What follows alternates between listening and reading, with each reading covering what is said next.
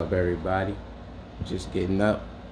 I know I said I was going to do a video pertaining to the Bible, reading the metaphors in the Bible. So here we go. Now this is Genesis first chapter, verse 1, and it reads, "In the beginning, God created the heavens and the earth." The heaven and the earth. Take note. He created the heaven and the earth. So this is not the heaven and the earth that we know. This is like the conscious. This is the body and the conscious. In verse 2 it reads, "And the earth was without form and void, and darkness was upon the face of the deep, and the Spirit of God moved upon the face of the waters." This is not the earth. This is the body. The passage right here tells us the earth was without form. The body was without form. Knowledge, discipline, nothing. It had nothing. It was nothingness. The spirit, it had nothing. As far as the spirit, we all know that the spirit is the emotion. So the Spirit of God moved upon the face of the waters. Water is a representation of spirit. So God, the consciousness, moved upon our consciousness, or awakened our consciousness, I should say. And like, yo, you really have to read this, because like, yo, I'm gonna break it down like in a few seconds, or better yet, a few minutes. And then I don't want to go too far into it. It said that in verse 1, not verse 1, sorry. Verse 3, it said, "And God said, let there be light. And there was light." Now, keep a tab on that. Because this is not talking about the sun. This is talking about the consciousness. He awoken the consciousness of the body. So now you have the body, you have the spirits, and you have the mind. Like, this is where the consciousness is activated.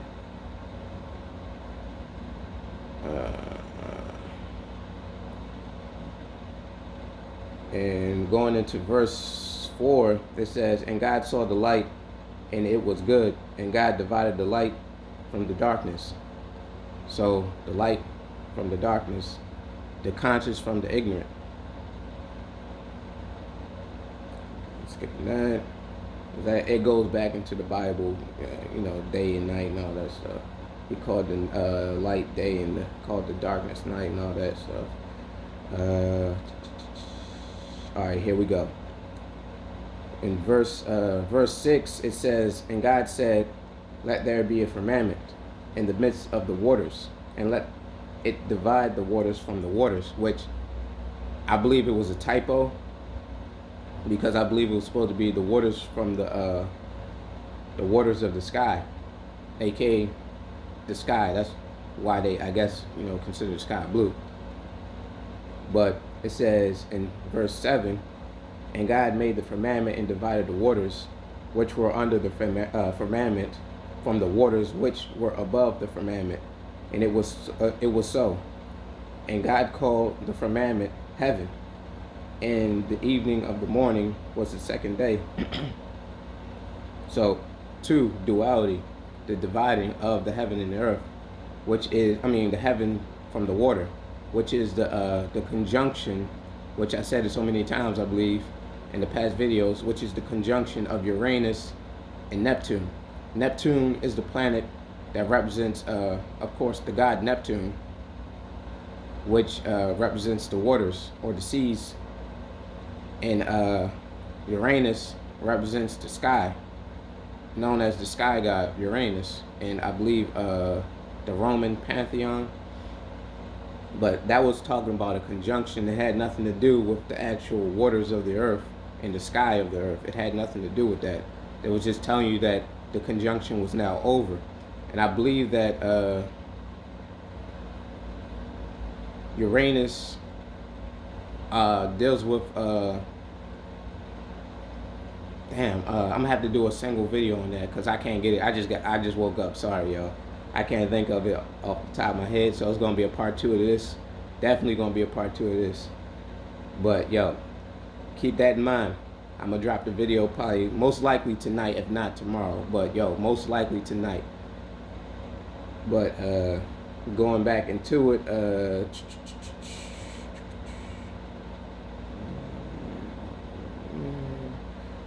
remember how I said that I'm gonna skip down some. I might go back, but I don't think I really need to. Alright, so remember when I said that when he said let there be light, that was the consciousness. Well, here we go. Verse 15. No, better yet, let me read 14. Let me read 14. And God said, let there be lights in the firmament of the heaven to divide the day from the night, and let them be the signs, the zodiac charts, that's what that is, and for seasons, and for days and years. So in this, in verse 14, what he's saying is that he just created the zodiac, and he also used the zodiac for the seasons, because if you look at it, there's certain zodiacs are like set for certain seasons. Like example, summer you would have Cancer, you would have Leo, and you have part of Virgo. Virgo is actually going into the spring, which sorry, I said spring, going into the fall. Virgo actually goes like into the fall, or is the better yet, the zodiac closest to the fall, I should say. And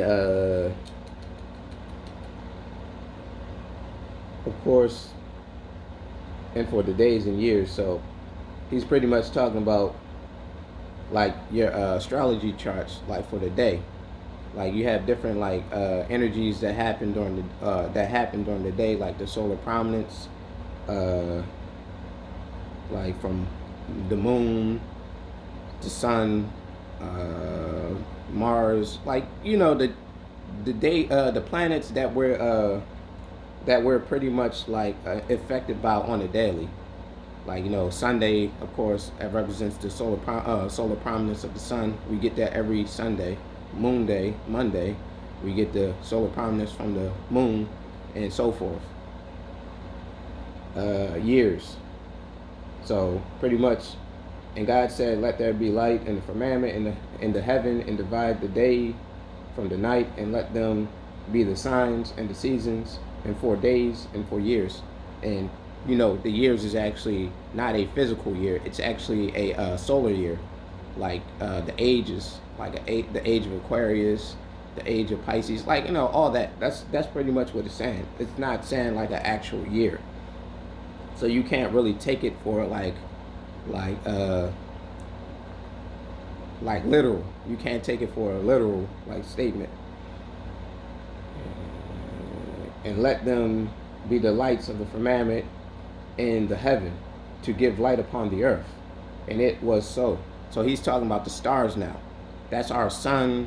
That's our constellations and all that stuff now. So going back to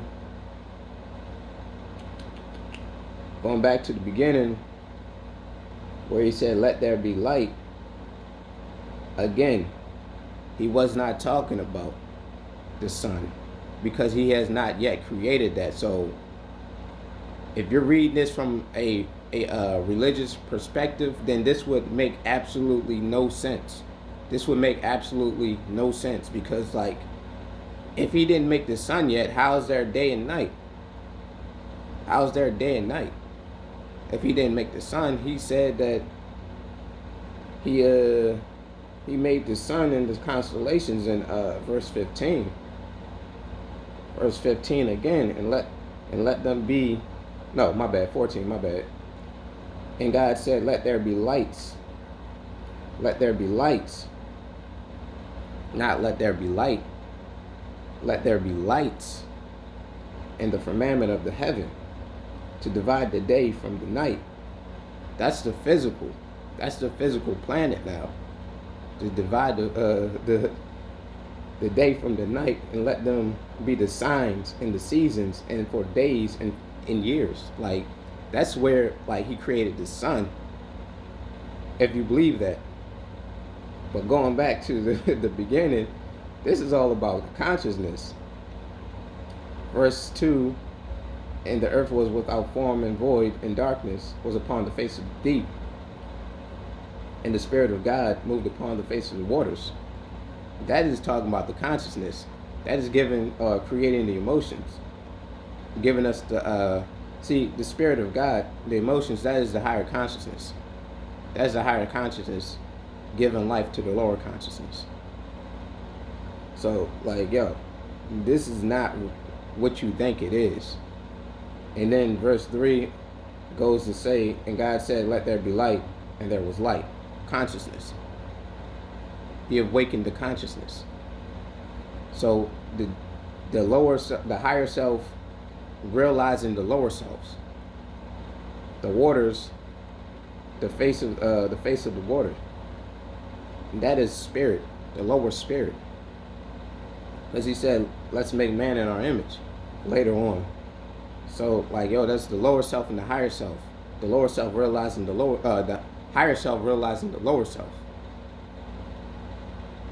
Let's move on.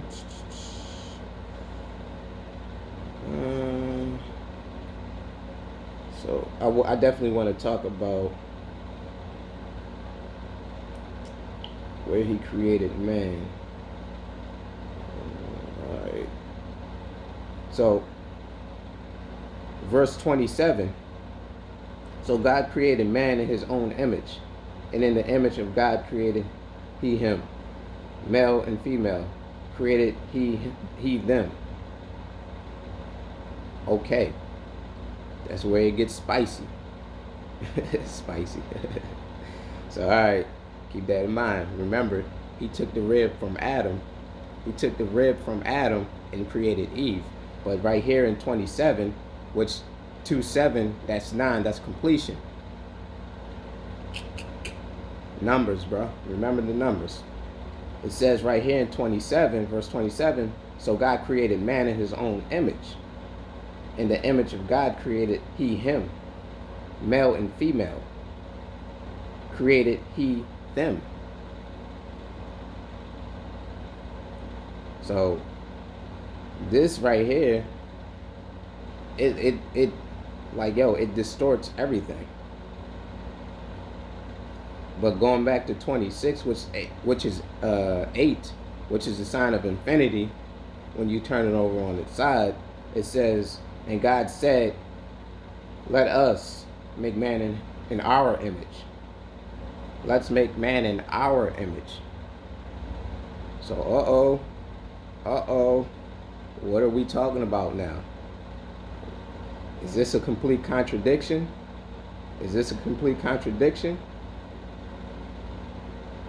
After our likeness, and let them have dominion over the fish of the sea, and over the fowl of the air, and over the cat, and over the earth, and over every creeping thing, and every creepeth, and that creepeth upon the earth. My bad.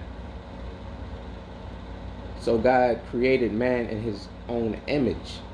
In the image of God created he him. Male and female created he them.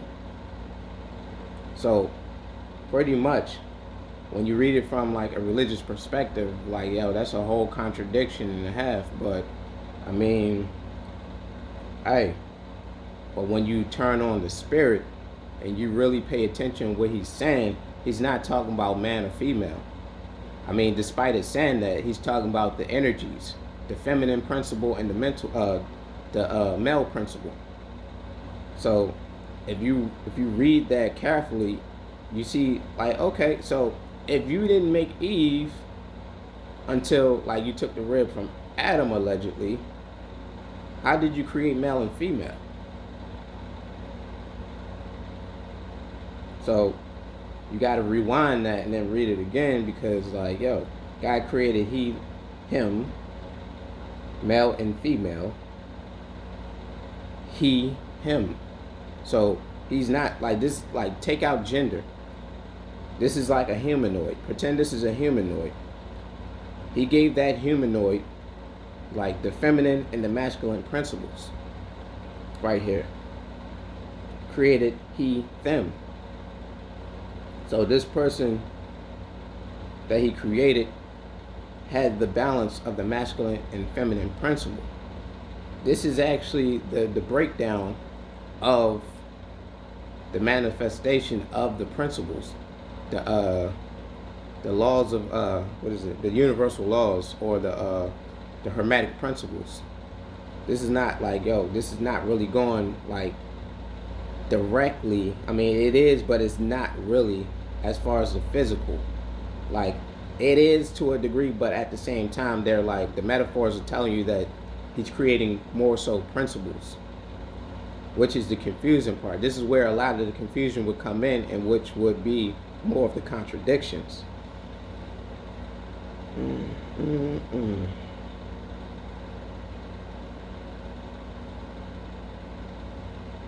So 31, and God saw everything that he had made, and behold, it was very good.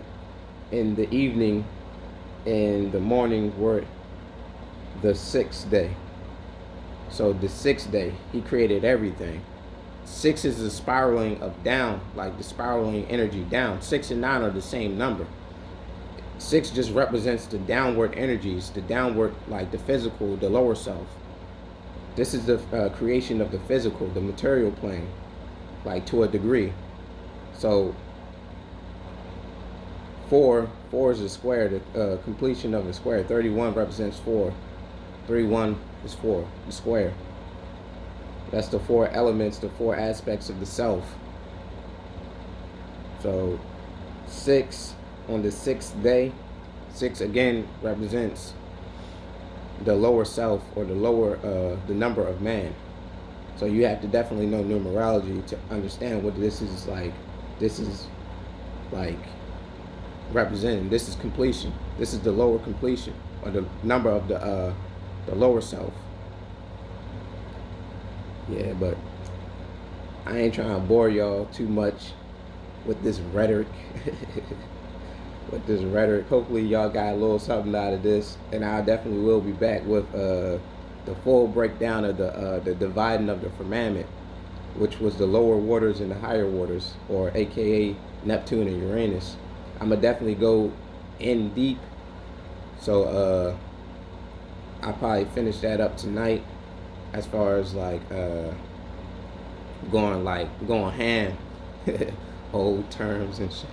But nah, yo, for real, I'm gonna definitely go deeper into that so we can get a better understanding, and I definitely will be back with that video. But yo, to the next one, peace.